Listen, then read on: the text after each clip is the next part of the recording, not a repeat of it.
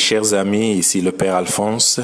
Je voudrais partager avec vous quelques réflexions à l'occasion de la fête de Saint Jean, apôtre et évangéliste, 2 jours après la solennité de la Nativité. La première lecture est de la première épître de Jean lui-même au premier chapitre, les 4 premiers versets. Et ensuite, 2 évangiles au choix, Jean 20, de 2 à 8, ou alors Jean 21, de 20 à 24. Au lendemain de Noël, la communauté chrétienne célèbre 3 fêtes particulièrement éloquentes. Hier, comme si l'Église nous avertissait de la violence qui va s'acharner sur l'enfant Jésus et sur tous ceux qui y vivront, parleront, agiront comme lui, le modèle de Saint Étienne nous est proposé, le premier martyr chrétien, si l'on exclut bien sûr les saints innocents. En attendant justement de célébrer ces saints innocents, voici la fête de Saint Jean, apôtre et évangéliste, probablement le plus jeune des apôtres. Encore une figure particulière et un personnage fascinant dans la vie du Christ. Saint Jean est très probablement l'auteur du 4e évangile et de quelques épîtres. Certains disent aussi l'Apocalypse. Et l'évangile commence par un prologue sur le Verbe qui s'est fait chair. Nous l'avons médité à Noël. Et la première épître que nous lisons en cette fête laisse en nos cœurs comme un parfum de Noël sans le dire ouvertement. Mais avant de dire un mot sur l'épisode de Jean, puisque c'est l'évangile que je choisis pour cette méditation, rappelons que Jean est venu rejoindre Jésus et son équipe en compagnie de son frère aîné Jacques. Ils étaient fils d'un certain Zébédée, peut-être un associé de Simon, Pierre et André, des pêcheurs, dans une coopérative de Capharnaüm, coopérative de pêcheurs, sur les rives de la mer de Galilée. Jean se montre parfois jeune, sinon adolescent, au moins à 3 reprises, quand il était conduit à Jésus avec son frère Jacques par leur mère, qui voulait s'assurer que Jésus garde un œil sur eux deux et en ferait pratiquement sa garde rapprochée, ses plus proches collaborateurs, sinon son bras droit et son bras gauche.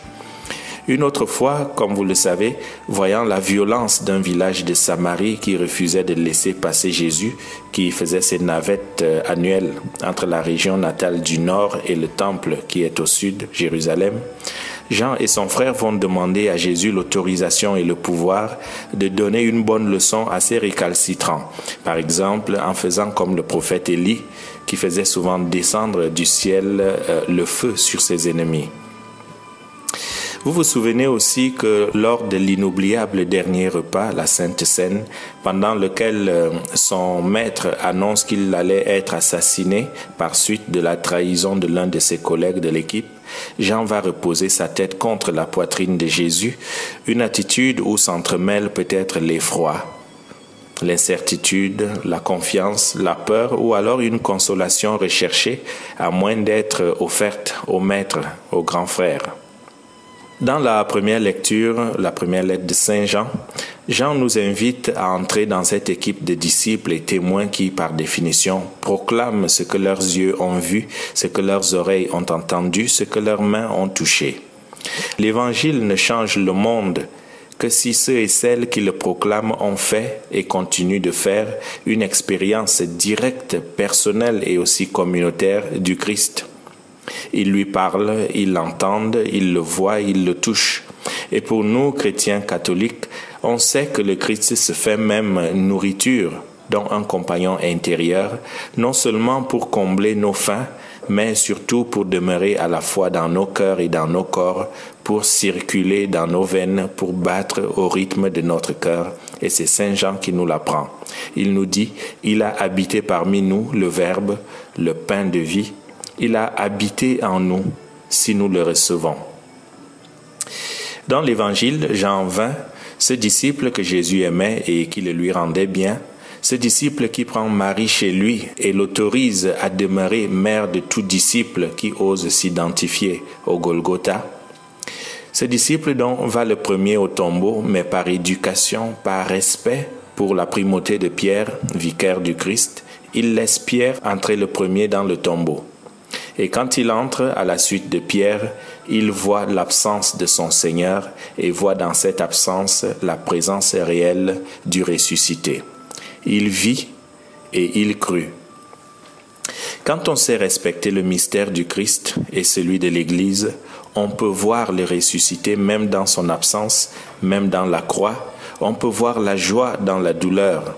On peut voir la vie dans la mort. On peut voir la présence du ressuscité dans un tombeau vide parce qu'on le regarde avec les yeux de la foi, c'est-à-dire avec les yeux du cœur. Comment être surpris que par la suite, dans l'apparition du ressuscité au bord du lac, que ce soit ce disciple qui informe Pierre et les autres occupants de la barque de l'Église, c'est le Seigneur. Chers frères et sœurs, que par l'intercession de Saint Jean, nous découvrions tous le Dieu amour, le Verbe fait chair, et que chacun de nous repose aussi sa tête contre le cœur aimant du Christ dans les moments de sa tristesse ou dans les moments de notre tristesse et de notre tribulation à nous, comme pour y puiser la force d'aimer à notre tour, dans les glorifications et les tabords de tous les temps, mais aussi au pied des Golgotha et des calvaires d'aujourd'hui, là où Dieu semble absent, là où nous semblons être seuls pour faire face à nos calvaires et au silence de Dieu, là où nous devenons fils et filles de la mère du Christ et témoins dont les mains ont touché le mystère, dont les yeux ont vu, dont les oreilles ont entendu et dont le cœur a aimé en retour. Bonne journée et bonne fête de Saint-Jean. Toi-même tu sais que je suis pécheur, mais tu m'as choisi parmi mes frères, je glorifie ton nom.